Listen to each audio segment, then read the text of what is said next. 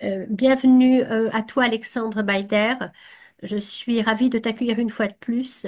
Tu as déjà donné de ton temps pour présenter au Mémorial de la Shoah dans le groupe Empire ottoman et Balkans, qui est placé sous la responsabilité de Frédéric Boisis, cette conférence que tu as donc la gentillesse de refaire pour nous.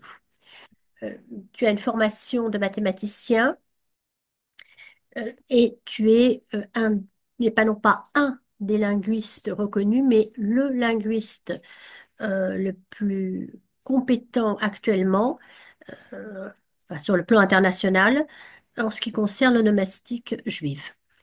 Et aujourd'hui, tu vas nous parler des Juifs d'Italie en Empire ottoman. Je t'en prie. Ok, merci. Merci Claire. Euh, donc aujourd'hui, je vais parler des Juifs d'Italie en Empire ottoman. Donc je fais exprès de ne pas appeler ça Juifs italiens parce que ça peut porter à confusion. Juifs d'Italie, il n'y a pas de confusion, c'est des Juifs venant d'Italie, mais ils ne sont pas forcément d'origine italienne. Euh, là, cette présentation, elle est basée sur des éléments que j'ai étudié au cours de mes recherches des années précédentes. Et donc, pour l'instant, j'ai sur la partie, la région méditerranéenne, j'ai publié déjà deux livres, donc en 2017, Dictionnaire sur les noms de famille de Juifs de Maghreb. Et deux ans plus tard, donc 2019, un dictionnaire de noms de famille de Juifs d'Italie, de France et des communautés portugaises, donc des ex-Marans. Euh, et depuis 2019, je travaille sur troisième et dernier livre de cette trilogie méditerranéenne euh, qui s'appelle comme ça, donc Dictionnaire de noms de famille des Juifs de l'Empire ottoman et territoires euh, voisins. Et il s'agit, comme d'habitude, dans toutes mes publications, c'est toujours en anglais. Cette fois, donc ce livre-là, sur lequel je travaille depuis 6 ans déjà, il va inclure comme mes livres précédents, une partie dictionnaire et une partie avec des chapitres qui donnent suite à l'analyse de différents noms de famille. Donc dans ce livre, il y aura à peu près 10 000 entrées et ça couvre presque 1 000 pages, la partie dictionnaire proprement parlant.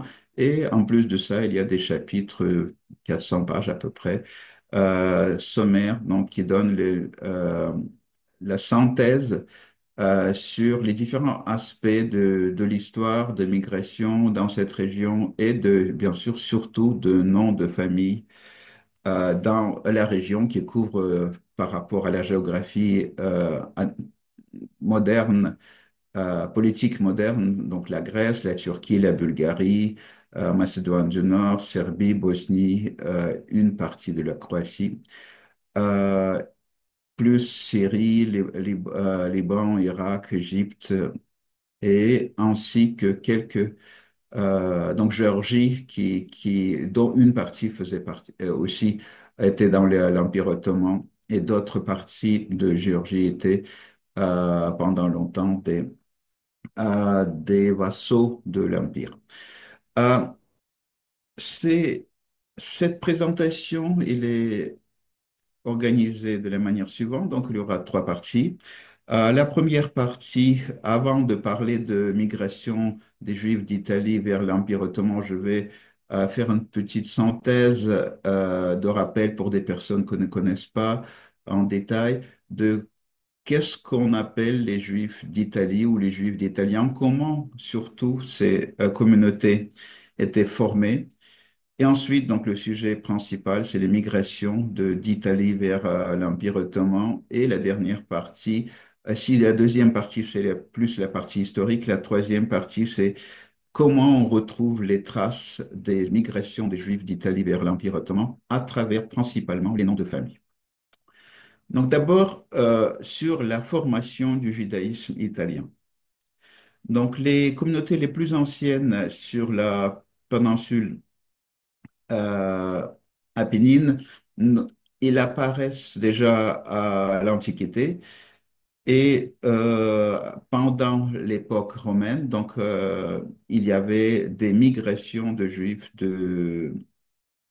euh, du Proche-Orient vers la capitale de l'Empire, la ville de Rome, et ainsi que vers les territoires au sud de Rome, principalement Sicile, où on retrouve des traces des communautés très anciennes. Euh,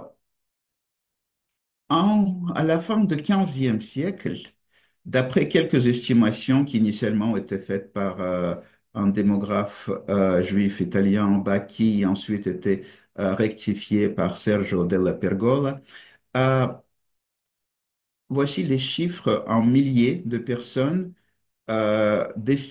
qui donnent l'estimation de la population juive vers 1492 dans les différentes régions. Et cette carte-là, elle est basée sur le découpage administratif de l'Italie moderne. Euh, donc, vous voyez ici que en Sicile, il y avait environ 25 000 juifs, et ce nombre, il est supérieur au nombre des juifs dans toutes les autres régions d'Italie confondues. Euh, D'autres provinces actuelles d'Italie où les communautés juives étaient assez importantes, c'est toujours dans le sud, donc Campanie, pardon, la région de Naples, ainsi que Calabre, donc la partie extrême sud de la péninsule, et puis Pouille, la partie dans le sud-est. Dans le centre d'Italie, il y avait des communautés, plusieurs milliers de personnes, principalement à Rome, puis en Toscane, et dans la région de Venise, donc la Vénétie ou Veneto, il y avait aussi quelques milliers de personnes. Comment ces communautés ont été formées? Donc, comme j'ai déjà dit, les premiers juifs qui se sont installés sur le sol italien, c'était déjà à l'époque antique.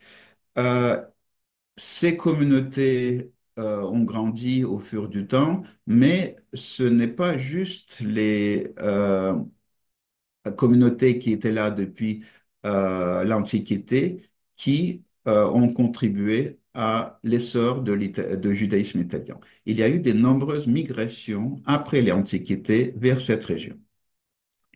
Donc la première vague, c'est les Juifs ashkénazes, donc en provenance d'Allemagne. Ça a commencé vers XIVe siècle, donc le siècle de la peste noire et des persécutions hors normes en Allemagne contre les Juifs. Ça a commencé au XIVe siècle et ce flux, euh, il, il est continué pendant plusieurs siècles, donc jusqu'au début du XVIIe siècle. La destination, c'était surtout c'est presque exclusivement le nord d'Italie, donc surtout la région de Vénétie, Lombardie et, dans une moindre mesure, le Piémont. Deuxième flux, c'est après l'expulsion de Juifs de France, du Royaume de France, 1394. C'est encore une fois plutôt dans le nord d'Italie, plutôt nord-ouest. Euh, un siècle plus tard, Savoie qui était à l'époque un duché de Savoie, donc un pays indépendant de France, il n'a pas eu formellement parlant d'expulsion, mais tout était fait en sorte pour que les Juifs locaux quittent la partie qui correspond à la Savoie d'aujourd'hui vers la partie qui fait partie maintenant, les territoires qui font partie maintenant de l'Italie. Donc, il s'agit principalement de migration vers le Piémont, qui est tout à fait à côté par rapport à Chambéry et la région de Chambéry, donc autour de Chambéry. Quatrième flux, c'est des Juifs séfarades venant d'Espagne. La première partie, c'est après les persécutions de fin XIVe siècle, donc surtout en provenance de Catalogne, Aragon, donc 1391. C'est un tout petit flux. Et celui qui est beaucoup plus important, c'est 100 ans plus tard, après l'expulsion des Juifs de Castille et d'Aragon en 1492. Dans les deux cas, principalement, la destination, c'était Rome. Et pour 1492, Naples était également une destination importante. Les navires se dirigeaient souvent d'Aragon, par exemple, de Valence, de Catalogne, par l'intermédiaire de Marseille ou directement vers Rome ou Naples. 1493, expulsion de Juifs de Sicile et une partie de ces Juifs va rejoindre euh, les communautés juives de Rome. 1501, expulsion des Juifs de Provence. Une partie de ces Juifs s'est installée en Italie et encore une fois, leurs traces, on les retrouve surtout à Rome.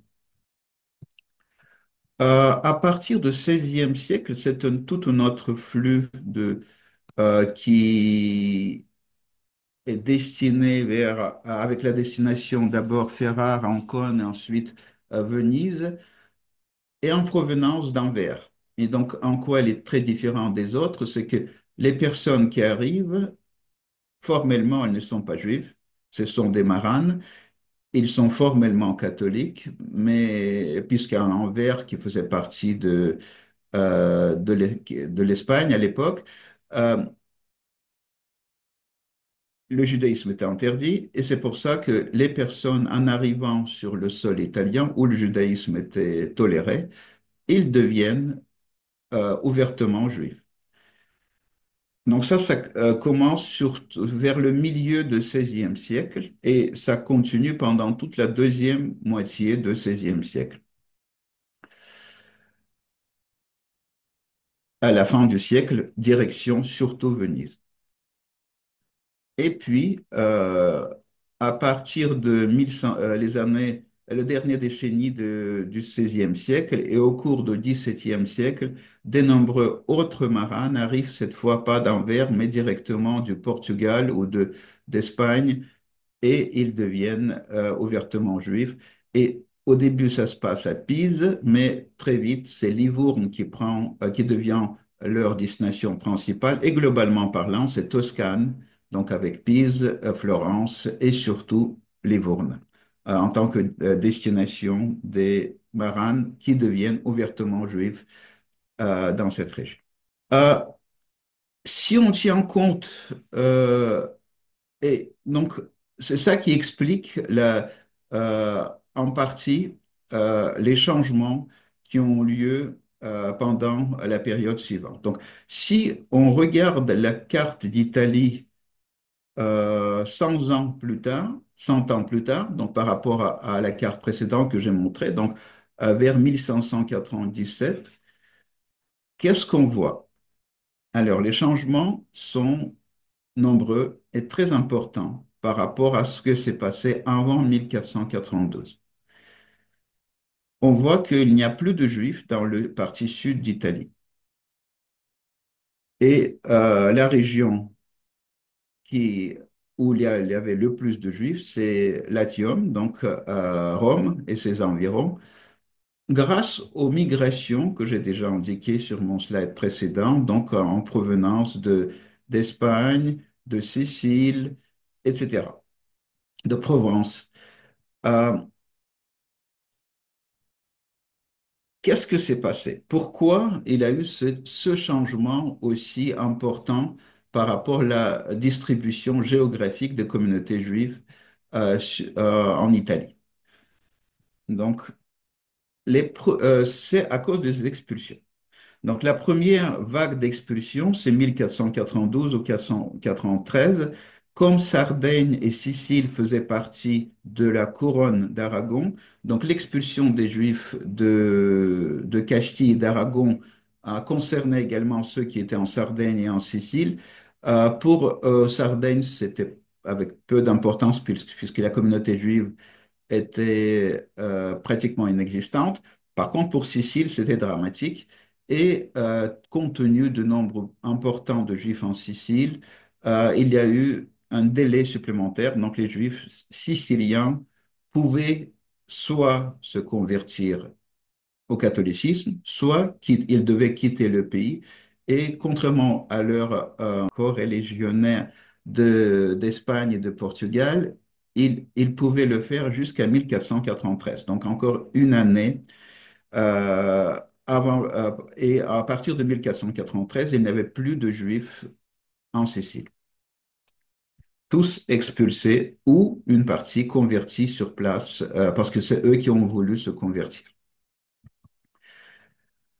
Euh, 1510, toute la partie sud de l'Italie, sans compter Sicile, donc toute la partie continentale, donc qui couvre aujourd'hui les provinces de Campanie, Calabre, Pouille, euh, faisait partie de royaume de Naples. Pendant la première moitié du XVIe siècle, cette région était espagnole. Et pour ça que, en 1510, il a eu une première expulsion, elle était partielle.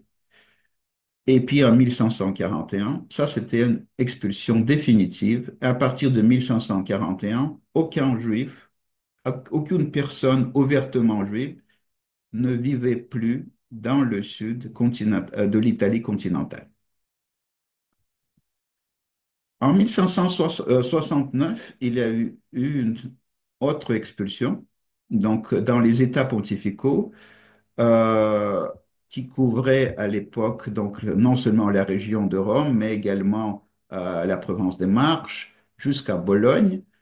Euh, Expulsion des Juifs qui habitaient dans cette région en 1569 avec l'exception de deux villes, Ancône et Rome. Donc, dans ces deux villes, les Juifs étaient autorisés de rester, mais dans toutes les autres villes, le judaïsme était interdit et les Juifs devaient quitter, donc s'installer soit à Rome, soit à Ancône, soit quitter le territoire des États pontificaux. Au début, ça concernait également l'enclave des papes autour d'Avignon, mais ensuite, comme vous le savez, il y a eu une autorisation pour les Juifs de rester dans quelques villes de Comtat Venessin et Avignon.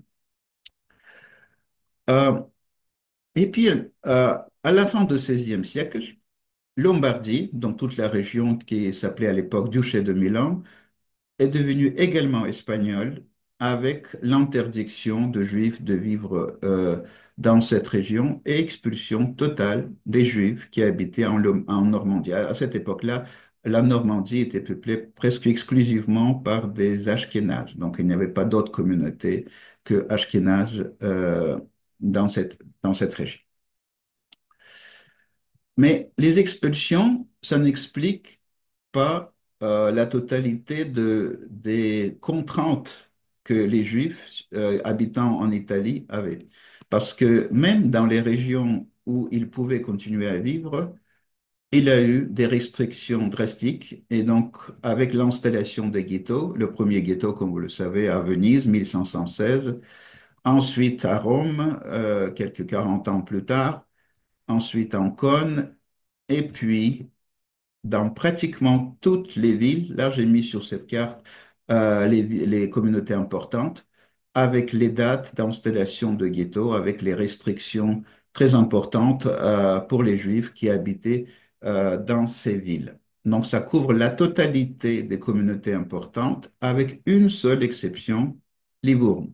Donc, Livourne, c'était l'unique ville où il n'a jamais eu de ghetto et cet aspect-là, et non seulement il n'a pas eu de ghetto, il y avait de nombreux privilèges du point de vue économique, euh, politique, et donc c'est une des raisons principales pourquoi, à partir de cette période-là, Livourne commence à être un centre particulièrement important pour le judaïsme italien, dépassant même Rome dans son importance, dépassant largement Venise et des Juifs d'origines différentes et habitant dans d'autres régions que Toscane commencent à venir en masse à Livourne. Et Livourne, à partir de cette période-là, devient une sorte de plaque tournante par rapport à l'histoire juive. Pendant plusieurs siècles, de nombreux Juifs arrivent à Livourne, repartent de Livourne vers les différents endroits surtout de la région méditerranéenne. Maintenant, parlons de migration vers l'Empire ottoman.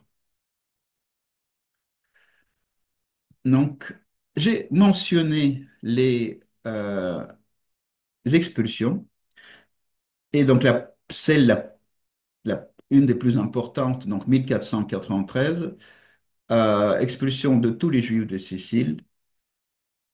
D'après les différentes sources historiques ou même analyses que moi j'ai fait sur les Juifs de différentes régions de la région méditerranéenne, il semblerait que l'unique destination des Juifs siciliens, si on oublie Rome, c'est Empire ottoman. Donc, la grande majorité des Juifs siciliens expulsés a- est partie vers l'Est, vers l'Empire ottoman, qui est assez proche. Une petite partie s'est installée à Rome. 1510-1541, donc les deux expulsions que j'ai mentionnées à partir du royaume de Naples, je retrouve très peu de traces ailleurs qu'en Empire ottoman. Pratiquement tous ces Juifs expulsés sont partis également en Empire ottoman. Donc c'est en résultat surtout de ces trois expulsions, que le nombre de Juifs venant d'Italie est devenu vraiment important dans l'Empire ottoman.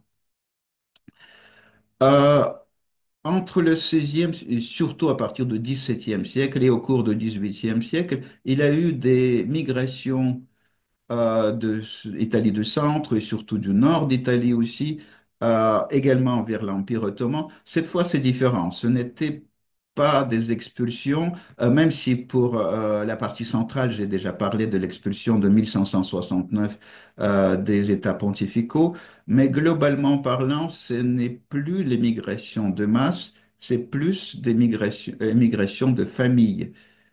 Certaines familles s'installent pour des raisons souvent économiques plutôt, s'installent à l'Est, donc dans l'Empire ottoman. Quels sont les résultats? Qu'est-ce qu'on peut trouver par rapport à sources historiques par rapport à l'ampleur de cette migration? Donc, sur ce tableau, j'ai fait un calcul à partir des listes de taxes imposées par le gouvernement turc sur les différentes euh, villes de l'Empire ottoman et j'ai choisi trois villes où les populations juives étaient particulièrement importantes, donc Salonique, Istanbul et Edirne. Euh, et ces listes, ils ne sont pas par personne, ils sont plutôt par famille, mais en plus de nombre de familles, les impôts étaient déclarés par communauté. Et par exemple, à Salonique, n'était pas juste globalement les Juifs de Salonique, c'était pas globalement les Juifs d'Istanbul, c'est des différentes communautés qui étaient organisées principalement par rapport à l'origine géographique de leurs membres qui payaient les impôts. Donc, par exemple, à Salonique, il y avait plusieurs communautés italiennes, siciliennes, il y avait une petite communauté ashkénaze, il y avait des communautés d'Aragon, de Catalogne, etc. Et donc, dans les listes qui ont survécu, on voit bien le nombre de familles appartenant à telle ou telle communauté. Et comme le nom de la communauté, souvent, il parle de l'origine géographique de ses membres, ça permet de faire ce tableau que je viens de faire ici. Donc là, ici, il s'agit de pourcentage. Donc j'ai additionné tous les Juifs qui appartenaient à des communautés de Calabre, de Pouille, de Sicile ou italiennes. Et donc, vous voyez ici qu'à Salonique, pour le liste qui était établie en 1614, donc ma deuxième colonne, euh, d'après les données de 1614, presque un tiers de familles locales qui payaient des impôts appartenaient à des communautés provenant d'Italie. Euh, les communautés séfarades, donc en provenance d'Espagne, Portugal, étaient au nombre supérieur, mais comparables quand même à celui d'Italie. Parmi d'autres communautés, il y avait des Romagnotes, donc c'est des Juifs locaux, on peut dire, qui étaient là depuis des siècles, donc depuis l'époque de l'Empire byzantin, petit pourcentage des Juifs ashkénazes. Si on regarde Edirne ou Adrianople, donc c'est la même chose. Donc Edirne, c'est le nom turc. Adrianople, c'est le nom européen classique, donc grec à la base.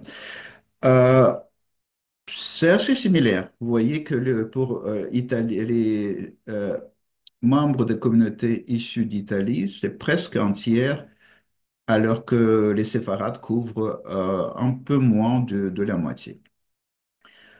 Pour Istanbul, en 1623, d'après les donc, données des taxes, des listes pour les taxes qui étaient établies en 1623, c'est assez différent.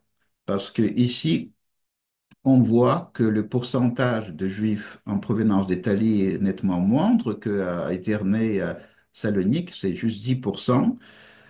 Mais vous voyez que même pour les séfarades, c'est pas énorme non plus, parce qu'il n'y a que 22%.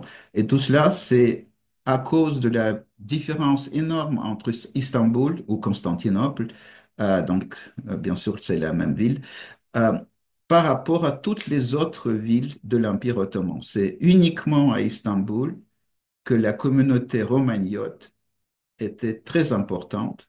Et même, vous voyez, même en 1623, les différentes communautés appartenant à des congrégations romagnotes couvraient plus que la moitié de la population juive.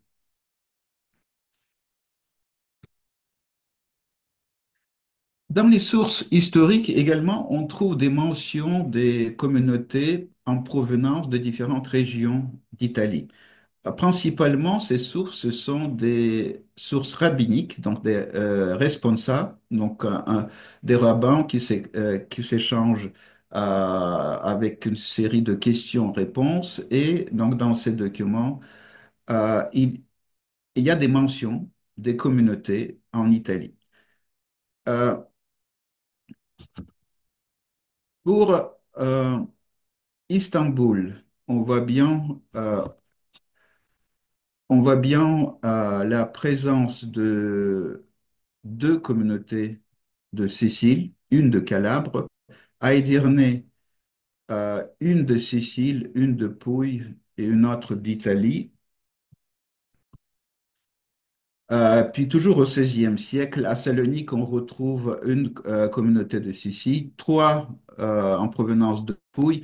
À l'origine, c'était une seule, mais suite à différents conflits d'intérêts entre les élites de ces communautés, il y a eu des sessions internes, donc schisme comme ça, on a obtenu trois communautés de Pouille, pareil pour Calabre, et il y avait aussi une communauté d'Italie.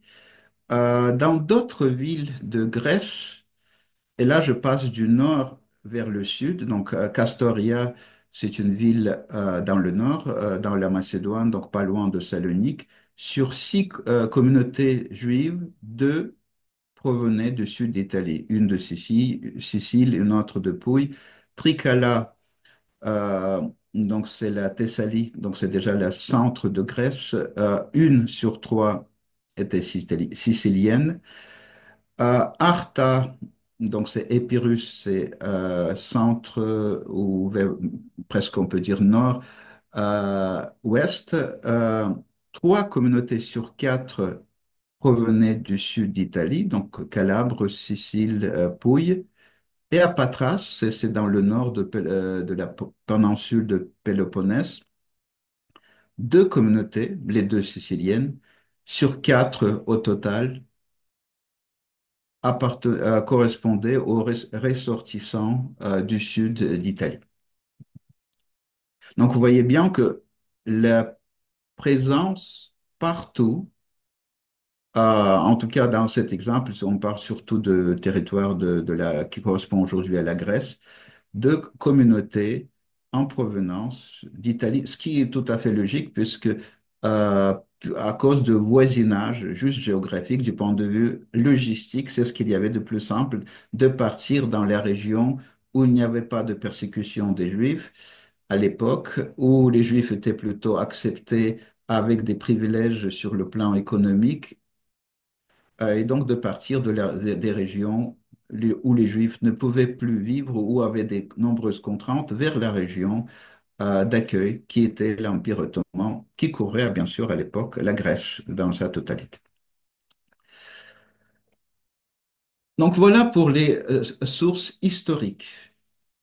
Euh, Quelles sont les traces de ces Juifs euh, qu'on retrouve au cours des siècles suivants? Et pourquoi on doit parler vraiment de traces et pas de la présence? Donc là, on parle plus de traces parce que assez rapidement, ces Juifs en provenance d'Italie ont perdu leur identité italienne. Ils sont mélangés avec les Juifs séfarades, avec les Juifs romagnotes. Ils ont abandonné leur langue italienne, donc les dialectes du Sud, ou pour les Juifs de Sicile, une partie était à l'époque de l'expulsion encore bilingue, donc une partie parlait le dialecte local, donc sicilien, les dialectes d'italien, mais une autre partie où même les mêmes personnes étaient bilingues et ils maîtrisaient l'arabe, qui était la langue de culture de juifs d'Italie depuis des siècles, même des siècles après la conquête de Sicile par les Normands, donc, qui étaient des dirigeants dans le sud d'Italie. Euh, et à cause de cette perte d'identité, perte de langue, perte de rites religieux particuliers qui avaient des particularités importantes par rapport aux rites séfarades, les Juifs d'origine italienne se sont totalement mélangés dans la masse des Juifs ottomans. Et suite à ce mélange dans lequel on ne participait pas que des Juifs italiens, j'ai bien dit, les Juifs d'origine séfarade provenant d'Italie et également les Romagnotes, l'ensemble a créé une nouvelle entité euh, ethnico-religieuse, ethnico-culturelle, les Juifs ottomans, cette entité se considérait séfarade. Pourquoi elle se considérait séfarade? Parce que la langue parlée, c'était le judéo-espagnol, donc la langue qui est à la base le vieux castillan, parce que le rite religieux à la base de celui qui était pratiqué en Empire ottoman était également issu du rite castillan. Donc, comme vous voyez, du point de vue culturel, tous ces juifs de l'Empire ottoman, à quelques exceptions, il y a des régions où ce n'était pas vrai, mais globalement parlant, c'était vrai pour l'Empire ottoman, les juifs culturellement ont fusionné vers une entité qui se considérait à partir de ce moment-là séfarade. Et ce n'est pas que culturel, parce que à cause de ce mélange culturel, il n'y avait aucune barrière pour les mariages, bien sûr, aucune barrière culturelle. Et bien sûr, les gens se sont mélangés. Chez les juifs séfarades, chez ces juifs ottomans, qui habitaient en Grèce ou en Turquie au début du XXe siècle, certaines branches étaient d'origine séfarade, d'autres d'origine italienne, troisième d'origine romagnote, etc. Donc, mais globalement parlant, tout le monde se considérait séfarade. Et alors, où est-ce qu'on peut retrouver des traces? Donc, ce mélange, assez curieusement, je dirais que pour moi, c'était plus une surprise quand je étudiais en détail les noms utilisés par les Juifs ottomans. J'ai découvert que contrairement à la plupart d'autres régions, où il y a des groupes importants qui changent de langue et qui changent d'identité culturelle en se joignant à d'autres groupes de juifs.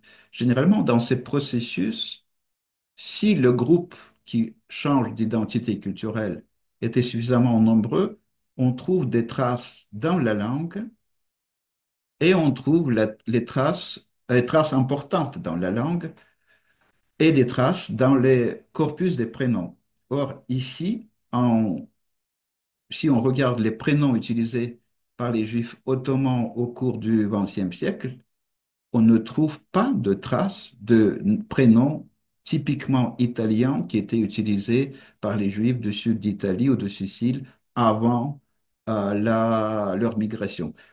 Les prénoms utilisés, ils sont principalement soit hébraïques, soit judéo-espagnol, donc d'origine ibérique, mais pas d'origine italienne. À ce niveau-là, je pense que c'est une question de prestige culturel. Donc, pour cette région, ça doit être cela la raison principale pourquoi les prénoms qui étaient exclusivement italiens et qui n'étaient pas utilisés par d'autres groupes, il était abandonné assez rapidement, au cours de quelques générations, sans laisser des traces. Dans la langue judéo-espagnole, on retrouve des traces de l'influence italienne, mais c'est plus des traces des juifs italiens riches, donc qui sont venus, dont je vais parler un peu plus tard, qui sont venus au 18e, 19e siècle, mais pas de traces majeures dans la langue judéo-espagnole, ni à Salonique, ni à Istanbul. Et donc, comme ça, il s'avère que la seule trace des Juifs d'Italie qu'on retrouve quand on analyse les Juifs ottomans du XXe siècle, c'est dans les noms de famille. Donc, si on regarde, donc mon premier exemple, c'est Istanbul, la capitale de l'Empire.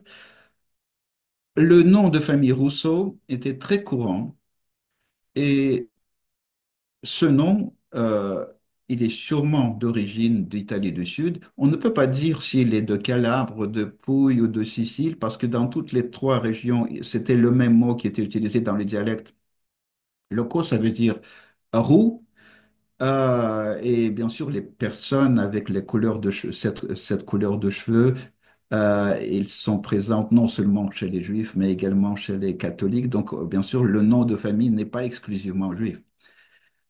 Et bien sûr, il n'a aucun lien avec la Russie non plus. Donc, c'est vraiment un nom de famille de juifs de sud d'Italie. Euh, il y a une série de noms de famille qui révèlent que les ancêtres paternels à qui le nom est dû sont venus de Sicile.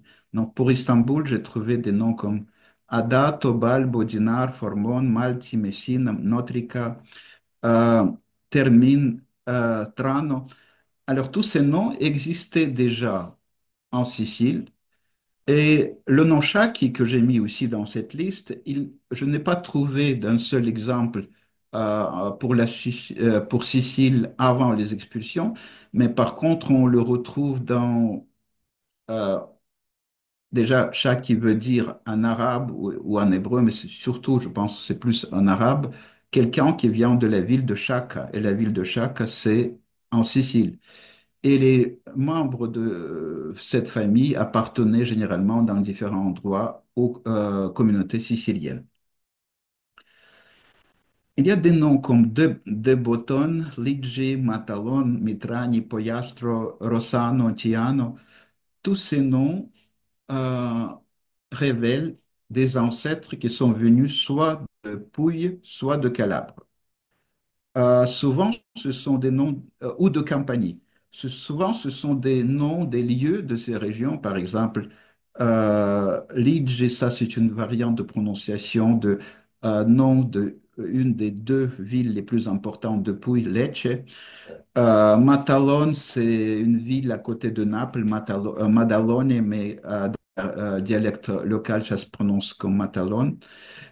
Et puis, Mitragni, c'est un peu différent par rapport aux autres. Donc, pour ceux que j'ai listés, pour les autres que j'ai listés sur cette ligne, on retrouve les exemples déjà en Italie, autant on ne retrouve pas d'exemples de porteurs de ces noms en Italie pour Mitragni et pour Tiano.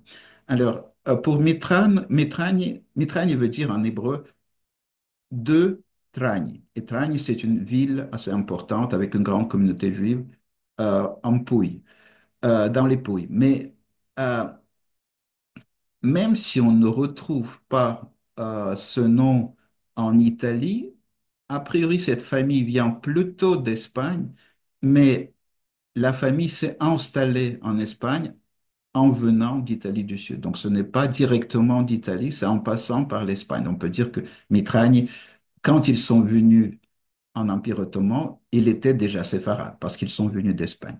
Alors, Tirana est un peu différent parce qu'on ne retrouve pas ce nom en Italie, ni en Espagne non plus, bien sûr. Mais par contre, la famille appartenait généralement à des congrégations d'Italiennes. Et dans le sud d'Italie, il y a bien une ville, Teano, donc c'est pas un I à la deuxième position, mais E, mais je ne vois pas d'autre origine possible pour ce nom de famille. Et puis on peut compter un, dans le même registre, on peut dire, il y a des noms comme Taranto et Motol. Euh, Ces noms, on ne les retrouve pas. En tout cas, moi, je n'ai pas retrouvé dans les sources qui étaient publiées pour l'Italie. Donc, les seules occurrences des porteurs de ce nom, c'est toujours dans l'Empire ottoman. Mais par contre, ce sont des noms des villes bien connues en Italie du Sud. Donc, Taranto, c'est une grande ville dans le sud-est d'Italie, donc en Puglie. Et donc, pour ça, pour que ça soit Taranto, Motolo ou Tiano, on peut proposer deux origines alternatives. Soit ces noms existaient déjà en Italie et donc les migrants les ont emportés déjà tout fait. Et je ne l'ai pas retrouvé dans les sources italiennes tout simplement parce que ces sources publiées ne sont pas exhaustives. Il y a d'ailleurs très peu de publications qui se basent sur les archives de Calabre, de Pouille. Il y a presque rien pour toute la région de Campanie. C'est tout le contraire pour la Sicile, parce que pour la Sicile, Shlomo Simonson, il a publié 18 volumes des documents sur les Juifs siciliens avant leur expulsion. Donc, on connaît bien, grâce à cette publication, des noms, des prénoms des Juifs siciliens qui étaient utilisés avant l'expulsion. C'est pas tout à fait le cas pour Pouille, c'est pas tout à fait le cas pour Calabre, et c'est pas du tout le cas pour Campanie, la région de Naples, parce que les sources nous manquent. Donc ça, c'est la première possibilité. Peut-être les noms existaient déjà, et juste parce qu'on n'a pas suffisamment de sources italiennes, on les trouve pas, on ne trouve pas d'occurrence en Italie, on trouve directement en Empire ottoman. Deuxième possibilité, peut-être on ne peut pas exclure un scénario où une famille venant de Taranto, et la ville où il y avait une grande communauté juive avant l'expulsion, cette famille n'avait pas de nom de famille, par exemple, et comme c'était le cas d'ailleurs pour beaucoup de familles juives dans les régions de Campanie, de Pouille, de Calabre, dans une moindre mesure pour Sicile. Donc beaucoup de familles juives qui habitaient dans ces régions juste avant l'expulsion n'avaient pas encore de nom de famille fixe. Une partie avait, mais d'autres n'avaient pas. Et donc on ne peut pas exclure que pour Taranto, c'est une famille qui n'avait pas de nom de famille. Et une fois qu'ils sont venus en Empire ottoman, ils ont pris le nom d'après peut-être initialement comme surnom même de Taranto, donc famille venant de Taranto, et donc leur ville d'origine est devenue leur nom de famille. Ça pourrait être le même scénario pour Mottola, pour Tiana et quelques autres. Salonique. Exactement le même nom, Rousseau, qui était très courant. Aussi, on retrouve toute une série de noms en provenance sicilienne, comme Adato, Agustari, Cimino, Formone, Gerassi, Gima, Saragussi. Donc ça, c'est pas de Saragosse, c'est plus de Syracuse, donc de Sicile.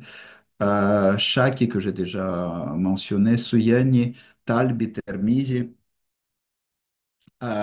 Des noms souvent les mêmes que pour euh, Istanbul, pour des Juifs en provenance de Pouille ou de Calabre, donc comme de Botone, Liege, Matalon, Pogliastro, Rossano, Tragni, Trinchi, nom vraiment de Pouille.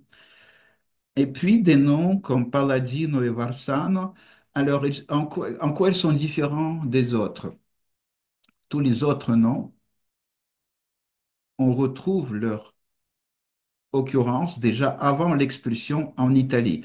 Par contre, je n'ai pas trouvé un seul Palladino ou un seul Varsano en Italie. Tous les porteurs de ces noms que j'ai pu retrouver dans les sources, c'est toujours dans l'Empire ottoman.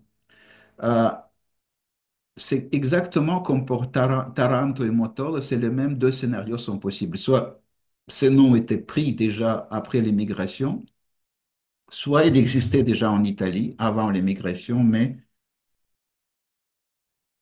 euh, puisque nos sources pour Italie du Sud sont loin d'être exhaustives, on les trouve pas ils ne sont pas connus. Alors pourquoi je pense que ce sont des noms en provenance d'Italie? Déjà, les membres de ces familles souvent étaient membres de congrégations italiennes. Et puis pour Varsane, je ne vois pas d'autre origine qu'une ville euh, Conversano dans le sud d'Italie. Et pour Palladino, je ne vois pas non plus d'origine autre que italienne du point de vue linguistique. Et puis un nom Perachia, pour lequel on connaît l'histoire. Alors, cette famille de Salonique, une illustre famille de Salonique, et au XXe siècle, il y avait déjà de très nombreux porteurs, et puis des personnes ou des familles issues de Salonique, c'est un nom aussi particulièrement connu à cause de pianistes américains Murray Perahia. Euh, c'est une famille dont l'origine est connue. Euh, la personne, il y avait au tout début du XVIe siècle, donc pendant la première moitié du XVIe siècle, un médecin, Perachia HaKohen. Donc, pour lui, Perachia, c'était son prénom. Et donc, il était d'origine, donc il faisait partie de la caste des Kohanim. Donc, il n'avait pas de nom de famille. Donc, c'était un médecin important et un membre très actif d'administration juive à Salonique. Son fils, sur sa pierre tombale du fils, déjà, on lit Perachia comme le deuxième nom, dernier nom, et sans Ben devant Perachia. Donc, c'est comme si c'était plus le prénom de son père, mais comme si c'était vraiment le nom de famille. Et à partir de cette génération, c'est clairement le prénom de celui qui est venu de Pouille est devenu le nom de famille fixe pour les générations suivantes. Euh, Cet exemple de Perachia, illustre un aspect qui est important quand on pense aux noms de famille des Juifs ottomans qui coïncident avec les prénoms masculins, surtout les prénoms masculins hébraïques ou araméens. Euh, il y a de nombreuses familles ottomanes, surtout sur les territoires qui aujourd'hui fait partie de la Grèce, donc de Salonique jusqu'au sud, donc de toutes les régions de Grèce. il y a des, et pas que Grèce en fait, en Bulgarie, en Bosnie, en Serbie aussi, où on retrouve beaucoup de gens, de juifs ottomans, dont le nom de famille coïncide avec un prénom masculin. Donc, pour certaines, le cas de Perach, il est exceptionnel parce que c'est une famille qui s'est illustrée dans l'histoire de communauté juive euh, de Salonique très tôt, mais pour d'autres familles, on ne connaît pas l'histoire. Et donc, la question se pose, d'où viennent toutes ces familles, pourquoi elles portent les prénoms masculins comme leur nom de famille? Et la seule explication que j'ai, mis à part quelques exceptions comme Perachia, Perachia, ça ne fait pas d'exception, justement, c'est un prénom qui est devenu un nom de famille déjà en Empire ottoman. Je pense que pour de nombreuses autres familles, c'est le même scénario. Sauf que souvent, ces prénoms de père ou de grand-père sont devenus des noms de famille beaucoup plus tard, vers 19e, voire début 20e siècle, mais surtout 19e siècle, dans les familles qui n'avaient pas de nom de famille fixe. Et alors, quelles étaient les familles juives ottomanes qui n'avaient pas de nom de famille? C'est rarement des familles dont les ancêtres paternels étaient séfarades et venaient d'Espagne ou Portugal, parce que les émigrés séfarades, donc d'Espagne et du Portugal, quand ils émigraient à la fin du XVe siècle, il avait déjà généralement, à quelques exceptions près, il avait déjà des noms de famille qu'ils ont gardés. Et ceux qui n'avaient pas de nom de famille à l'époque, c'était des juifs, une partie des juifs en provenance d'Italie, du sud, donc Sicile, Calabre, Pouille, Campanie, et des juifs romagnols. Et donc c'est pour ça que beaucoup de familles dont le nom de famille il est identique au nom, au prénom hébraïque, leur ancêtre paternel était soit italien, soit romagnol. C'est pas vrai pour tout le monde parce que bien sûr il y avait déjà des familles euh, les noms de famille identiques au prénom masculin, déjà en péninsule ibérique avant les expulsions. Un exemple, Saltiel.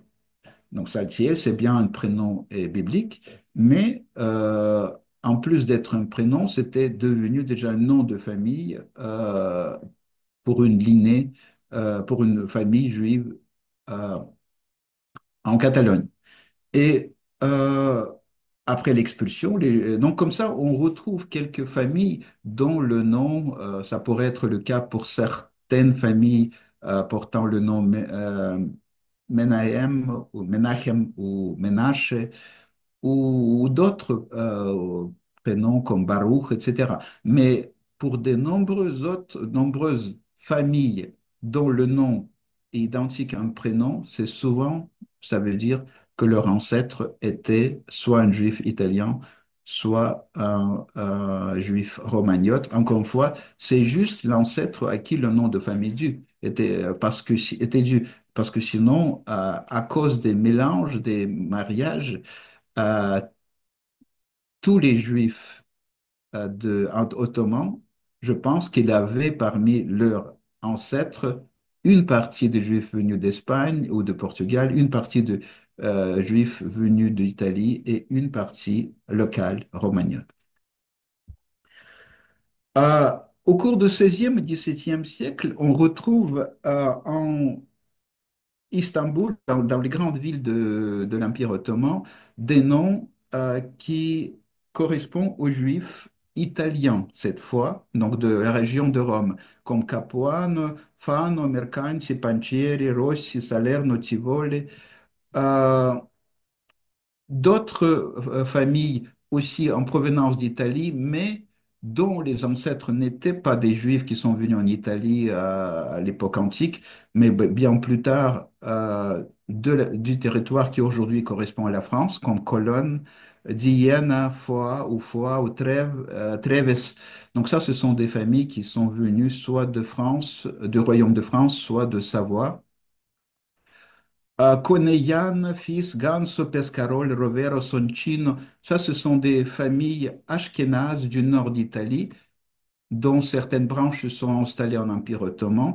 Alors souvent, quand on regarde ces noms, mis à part Gans, on voit que les racines sont italiennes. Et c'est pas le hasard, c'est que souvent il s'agit des Ashkénazes qui sont installés dans le nord d'Italie. Ils n'avaient pas de nom de famille. Ils ont pris les noms de famille plus tard, d'après les villes, petites villes italiennes, comme Conigliano, comme Soncino, Rovero, Pescarolo. Donc tout ça, ce sont des noms des lieux en Italie du Sud qui étaient prises comme des noms de famille par des juifs ashkénazes. Et une partie de ces familles s'est installée plus tard en Empire ottoman. Et souvent, ils ont perdu leur rite ashkénaze parce qu'ils se sont joints aux juifs ottomans, donc ils sont devenus séfarades par leur culture et donc en se mélangeant avec les séfarades. Dans la même catégorie se trouve le nom Bassane, par exemple, de la ville de Bassano dans le nord d'Italie. Et puis il y a des noms comme Bondi, Colombo, Conforti, Finzi, Giron, Massarano, Telio, Ventura. On sait que ça vient d'Italie, mais qui étaient leurs ancêtres? Est-ce que ce sont des juifs italiens? Est-ce que ce sont des juifs ashkénazes ou français? On ne sait pas. Donc on sait juste que ce sont des noms qui se sont formés en Italie. À Salonique aussi, des familles étaient un peu moins nombreuses, mais on en retrouve un certain nombre, comme Capone, Conforte et Florentin. Florentin, c'était une famille ashkénaze à la base en Italie, et puis ils sont arrivés, donc qui est passé par la ville de Florence. Mais ensuite, c'est une partie de cette famille s'est installée en Empire ottoman. Grotte, une famille de Rome, Lustro, Massarano, Modiano. Alors, Modiano, ce n'est pas un nom qui se prononçait de cette manière-là en Italie. C'est si on retrouve quelqu'un qui s'appelle Modiane, il n'y a pas de doute de son origine. C'est Empire ottoman. Parce que c'est uniquement en Empire ottoman que cette forme Modiano est devenue écrite et prononcée de cette manière-là. Quand la famille des Juifs italiens du centre d'Italie est venue, s'est installée en Empire ottoman, la famille s'appelait Modigliano, avec GL au milieu. Mais ce son avec le L mouillé, en italien, était équivalent dans sa prononciation au son qui correspond en double L en espagnol. Et progressivement, au cours du développement du judéo-espagnol, ce son s'est transformé d'abord en Y, comme en français. Quand on écrit deux L, souvent on prononce Y, ou plus tard même, souvent, le son s'est perdu complètement. Et donc, c'est pour ça que initialement, c'était Modigliano, après Modigliano, et puis Modiano. Le son au milieu est disparu. Donc là, c'est bien une famille dont les ancêtres sont venus d'Italie, mais la forme, sans le GL ou L au milieu, c'est purement une forme ottomane. Profeta, Sonnino, Tivoli, Trevi. Euh, Ça, ce sont des familles qui, j'ai bien dit, j'ai déjà parlé de ça, c'est pas des expulsions, souvent c'est plutôt des familles pour certaines raisons, se sont installées au fur et à mesure dans l'Empire ottoman. Par exemple, pour Soncine, là, on connaît l'histoire puisque c'était la famille des imprimeurs, d'abord les imprimeurs en Italie, donc à l'époque en Italie c'était bien une famille ashkénaze. Mais ensuite, déjà au début du XVIe siècle, une branche s'est installée en Empire ottoman et très vite devenue une famille séfarade de culture et donc avec des mélanges avec des juifs locaux. Donc c'est plutôt des familles, pas des expulsions de masse. Et puis, un autre exemple de famille, c'est plutôt au XVIIIe, XIXe siècle. À partir de fin XVIIe siècle, c'est les juifs qu'on appelait francos en Empire ottoman. Donc, qui c'étaient ces familles? Donc, les familles de Francos, c'était des familles dont la particularité était c'est qu'ils étaient protégés par des consulats des pays occidentaux. Alors, pays occidentaux, c'est rarement la France, puisqu'il n'y avait pas de juifs en France, mis à part la petite région à Avignon et Venessan, qui n'était pas la France à l'époque, mais encore était la région des papes. Donc, en France, il n'y avait pas formellement de juifs, donc ils ne pouvaient pas venir de France, ils ne pouvaient pas venir d'Espagne, du Portugal. Donc, le seul pays d'Europe de l'Ouest où les Juifs habitaient et c'était les différentes entités politiques comme Grand-Duché de Toscane ou d'autres, mais qui correspondent aujourd'hui au territoire italien. Et donc ces Francos étaient protégés par les consulats des pays correspondants. Souvent, c'était des familles riches qui sont installées pour des raisons économiques. Euh, et, et il était souvent à part par rapport aux autres juifs ottomans. Déjà par rapport à leur langue, parce que au moins au début, ils continuaient à parler italien, et plutôt que de se joindre à la communauté judéo-espagnole, et même à partir de, par exemple, de seconde moitié du 19e siècle, compte tenu de leurs différences culturelles, ils ont fondé une communauté avec une synagogue à part, donc complètement à part du reste des Juifs d'Istanbul. Donc, les exemples des noms des membres de cette communauté, c'est Ancona, Camaior, Capua, Citone, Civita, Luzzati, Nakamule, Osmo, Pisa, Recanati, Servi, Tedeschi, Venezia ou Veneziani, Vitali, Viterbo. Alors, ils venaient d'Italie. Souvent, ils venaient par l'intermédiaire de Livourne.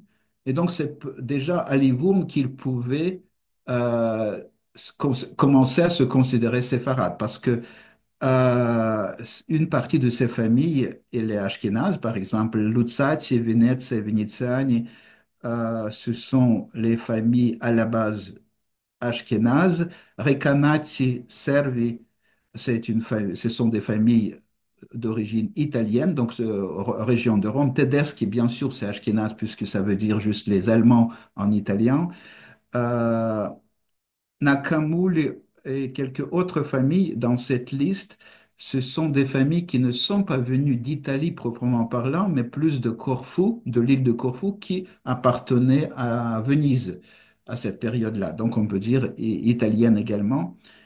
Euh, voilà. Même groupe se retrouve aussi à Izmir, donc au Smyrne, si on n'utilise pas le nom turc de cette ville, mais le nom européen. Capua Cesana, Cesana vient bien de, cette famille vient bien de Corfou, Civita, Colle del Burgo, Piperno, Pisa, Pontremole, Ventura. Donc ce sont des familles des Francos qui sont installées à Smyrne. À Salonique, parmi les Francos, on retrouve un groupe très particulier. Donc, je fais exprès de faire une sélection. Vous voyez les noms comme Enriquez Miranda, Fernandez Diaz, Franco Almeida, Gomez Silva, Enriquez Lopez, Lopez Silva, Mendes Lucena, Mendoza, Rodriguez Paiva, Suarez. Alors, tous ces noms, quelle est la particularité par rapport à tous les noms que j'ai évoqués jusqu'à maintenant? Ce sont des noms typiquement espagnols ou portugais, catholiques, et donc c'est bien des familles dont les ancêtres étaient marranes, qui se sont venus en Italie ou à Amsterdam, mais surtout Italie, donc Venise, euh, ou Livourne. Et à partir de ces villes, en Italie, ils sont devenus ouvertement juifs, mais contrairement à quelques autres familles, ils n'ont pas changé le nom. Ils ont gardé le nom qu'ils utilisaient pendant les générations qui étaient formellement catholiques. Donc, ce sont des noms qui étaient acquis par leurs ancêtres au moment de conversion vers le catholicisme. Et donc après, donc au moment quand leurs ancêtres sont devenus nouveaux chrétiens, donc ils ont acquis ces noms. Et au moment quand les descendants qui sont devenus des nouveaux juifs, donc en abandonnant la religion catholique et devenant juifs, ils ont gardé les noms qu'ils utilisaient en tant que nouveaux chrétiens, donc les noms catholiques, typiquement catholiques, espagnols et portugais, mais également des noms en provenance d'Italie. Vraiment, Latigny, c'est une famille d'origine italienne, Mandolfo aussi. Morpurgo, c'est une famille venaient de Livourne, mais à Livourne, ils sont arrivés de d'autres régions d'Italie. Et c'est à la base, c'est une famille ashkénaze, donc de l'Empire Habsbourg, la ville de Marbourg, donc aujourd'hui Maribor en Slovénie.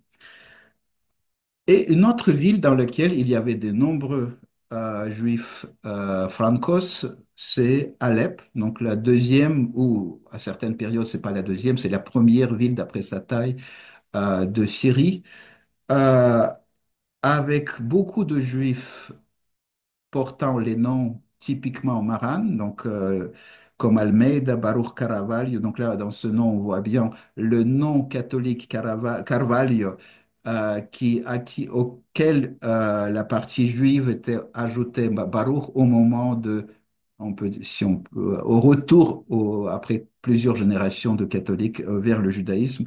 Belilios Ergas aussi, c'est un nom qui était repris, c'est un nom utilisé par des Juifs en Portugal avant la conversion, mais quand la famille Ergas est arrivée, est devenue juive de nouveau, ils ont repris le nom que leurs ancêtres utilisaient avant la conversion. Par contre, Faro, Lopez, Lucena, Martinez, Ribeiro, Rodrigues, ça, ce sont typiquement des noms catholiques utilisés par les marins et des familles italiennes comme Ancona, Marigny et Picciotto. J'ai parlé jusqu'à maintenant toujours des grandes villes les plus importantes de l'Empire. J'ai fait une analyse statistique en cherchant est-ce qu'il n'y avait pas d'autres régions où la proportion des noms d'origine italienne ou en provenance d'Italie surtout était importante. Et j'ai trouvé que dans l'île de Rhodes, le nombre de juifs provenant de différentes vagues de, italiennes était assez important par rapport aux autres communautés. Et donc on retrouve, quand on regarde les noms de familles de juifs de Rhodes qui habitaient dans cette île et ville de Rhodes aussi, fin 19e, début 20e siècle, on retrouve des noms qui montrent que les ancêtres ont habité soit en Sicile, soit en Calabre, soit en Puglie, comme Balbo, Boton, Capua, Maltese, Notrica, Perna, Russo, Sermagne, Taranto. Des noms dont les ancêtres sont venus d'Italie centrale, donc comme Cori, Dafano, Finzi, Formigini, Modiano, Pacifici ou Ventura, et un nom assez curieux, Capelluto, dont on retrouve aucune trace en Italie, et c'est pratiquement, le nom n'est connu pratiquement que sur l'île de Rhodes. D'après sa structure et le sens linguistique, c'est plutôt un nom qui révèle l'origine italienne. Mais est-ce que le nom était formé déjà après l'émigration ou plutôt, je pense que c'est quand même peut-être un nom qui existait déjà en Italie, quelque part en Puglie ou en Campanie ou au Calabre, et tout simplement on ne le retrouve pas dans ces sources parce qu'il n'y a peu ou pas de sources. Et donc, c'est pour ça que les seuls endroits où on le retrouve, c'est l'île de Rhodes en Empire ottoman. Et l'île de Rhodes, elle était peuplée par les Juifs à partir de 1522, pas que les Juifs, bien sûr, mais quand l'Empire ottoman s'est emparé de cette île, et les chevaliers, donc les Templiers, ont dû partir. Jusqu'à 1522, les Juifs ne pouvaient pas y vivre. Et comme tous ces chevaliers et les gens catholiques qui vivaient avec eux sur cette île sont partis, l'île est devenue presque inhabitée. Et donc le gouvernement turc a invité différentes personnes, différentes familles de s'installer en Rhodes et de nombreuses familles juives se sont installés plutôt en provenance d'autres villes ottomanes déjà. Donc ça veut dire que je pense que la communauté de Rhodes était formée par les immigrés de Salonique, de Istanbul et d'Irne et peut-être d'autres villes. Merci pour votre attention. Merci à toi, merci infiniment. C'était passionnant et c'était encore plus complet que lorsque tu t'étais exprimé devant Al Siete Muestras desaparecidos et le groupe ottoman et Balkans. Merci infiniment. Et j'invite les auditeurs à rejoindre le Cercle de généalogie juive.